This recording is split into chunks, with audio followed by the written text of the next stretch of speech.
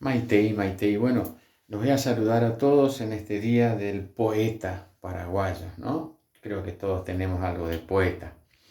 Voy a nombrar a un poeta conocido, José Monín, un escritor entrañable también, por supuesto. En este día saludo en él a todos ustedes y a todos aquellos que han dejado desde la pluma también muchas enseñanzas. Soy Fabián Machuca Olivieri y vivo en Goya, Corrientes, República Argentina. Mi escrito para compartir con ustedes se llama Sapu'a. Agendú Neñe'e.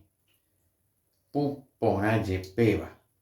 Omoje eche ángaro y cuajaba shendivé. Nergacua de piré yoyabebui. Cuajaucavuba oñandúa. Ñeimo ambaba. Ñanderete yayeyo cojaúa.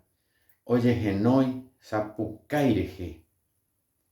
Handerete obuaba oñembolcu xeneteme.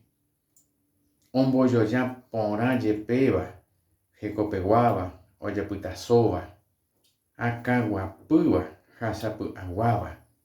Arandueteba ja oja arocuajaba.